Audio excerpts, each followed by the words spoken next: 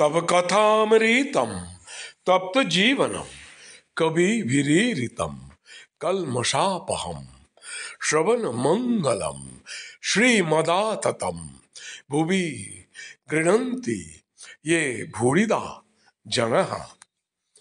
শ্রীমকথিত শ্রী শ্রীরামকৃষ্ণ কথামৃত পাঠ। দক্ষিণেশ্বরে ঠাকুর শ্রীরামকৃষ্ণ তৃতীয় দর্শন। আজ পাঠ করব সপ্তম পরিচ্ছেদ। यो माम अजम अनादिंच वेत्ति लोकमहेश्वरम असंमूढ़ः समर्तेषु सर्वपापै प्रमुच्यते। गीता 10:3। উপায় বিশ্বাস। একজন ভক্ত মহাশয়, এরূপ সংসারী জীবের কি উপায় নাই? শ্রীরামকৃষ্ণ: অবশ্য উপায় আছে। মাঝে মাঝে সাধুসঙ্গ আর মাঝে মাঝে নির্জনে থেকে ঈশ্বর চিন্তা করতে হয়, আর বিচার করতে হয়, তার কাছে প্রার্থনা করতে হয়, আমাকে ভক্তি বিশ্বাস দাও। বিশ্বাস হয়ে গেলেই হলো। বিশ্বাসের চেয়ে আর জিনিস নাই। কেদারের প্রতি বিশ্বাসের কত জোর তা তো শুনেছ। পুরাণে আছে, রামচন্দ্র যিনি সাক্ষাৎ পূর্ণ ব্রহ্মনারায়ণ, তার লঙ্কায় যেতে সেতু বাঁধতে হলো, কিন্তু হনুমান রাম নামে বিশ্বাস করে লাফ দিয়ে সমুদ্রের পাড়ে গিয়ে পড়ল। তার সেতুর দরকার হয় নাই। সকলের হাস্য। বিভীষণ একটি পাতায় রাম নাম লিখে ওই পাতাটি একটি লোকের কাপড়ের খোঁটে বেঁধে দিচ্ছিল। সে লোকটি সমুদ্রের পাড়ে যাবে। বিভীষণ তাকে বললে, তোমার ভয় নাই, তুমি বিশ্বাস করে জলের উপর দিয়ে চলে যাও, কিন্তু দেখো যাই অবিশ্বাস করবে অমনি জলে ডুবে যাবে। লোকটি বেশ সমুদ্রের উপর দিয়ে চলে যাচ্ছিল।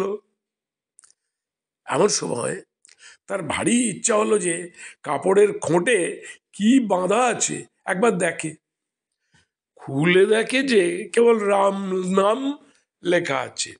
তখন সে ভাবলে, এ কি, শুধু রাম নাম একটি লেখা রয়েছে। যাই অবিশ্বাস অমনি ডুবে গেল। যার ঈশ্বরে বিশ্বাস আছে, সে যদি মহাপাতক করে, গো ব্রাহ্মণ স্ত্রী হত্যা করে, তবুও ভগবানে এই বিশ্বাসের বলে ভারী ভারী পাপ থেকে উদ্ধার হতে পারে।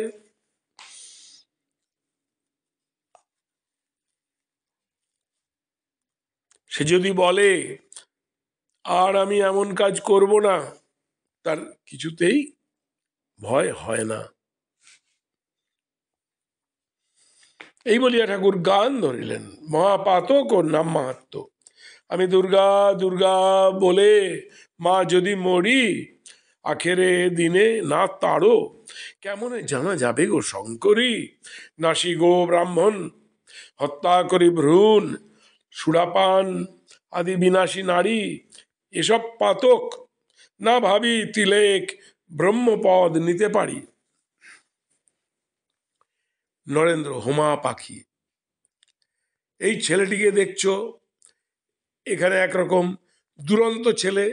বাবার কাছে যখন বসে, যেমন জুজুটি, আবার চাঁদনিতে যখন খেলে তখন আর এক মূর্তি। এরা নিত্যসিদ্ধের থাক। এরা সংসারে কখনো বদ্ধ হয় না। একটু বয়স হলেই চৈতন্য হয় আর ভগবানের দিকে চলে যায়।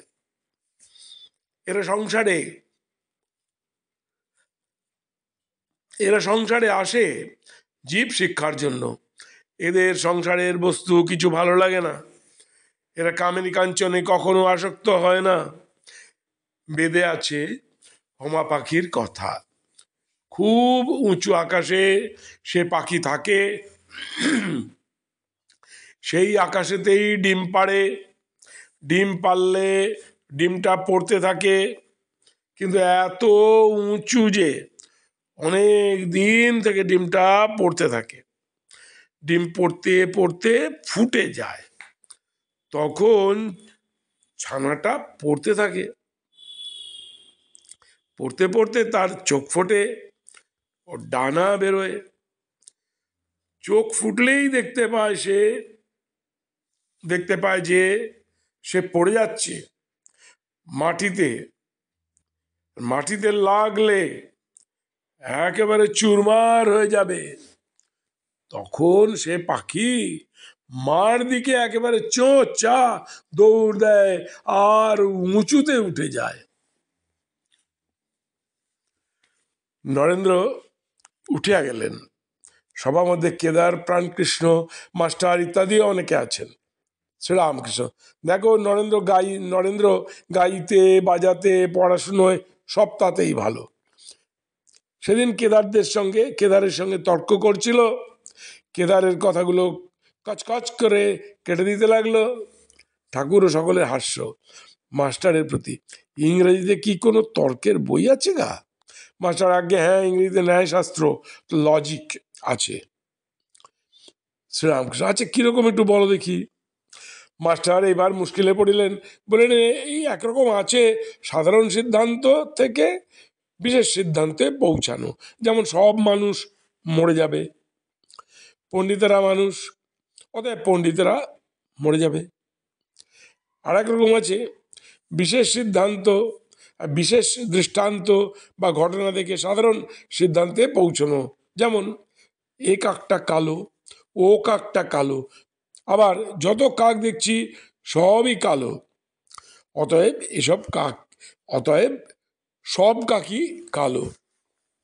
কিন্তু এরকম সিদ্ধান্ত করলে ভুল হতে পারে, কেননা হয়তো খুঁজতে খুঁজতে আর এক দেশে সাদা কাক দেখা গেল। আরেকটি দৃষ্টান্ত, যেখানে বৃষ্টি সেইখানে মেঘ ছিল বা আছে, অতএব এই সাধারণ সিদ্ধান্ত হলো যে মেঘ থেকে বৃষ্টি হয়। আরো এক দৃষ্টান্ত, এ মানুষটির 32টা দাঁত আছে, ও মানুষটির 32 দাঁত, আবার যে কোনো মানুষ দেখছি তারই 32 দাঁত আছে, অতএব সব মানুষেরই 32 দাঁত আছে। এরূপ সাধারণ সিদ্ধান্তের কথা ইংরেজি ন্যায়শাস্ত্রে আছে।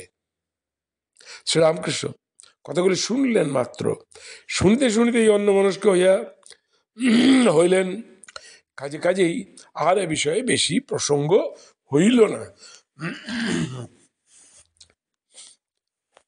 আজ এই 7ম পরিচ্ছেদ পাঠ সমাপ্ত হলো। নমস্কার।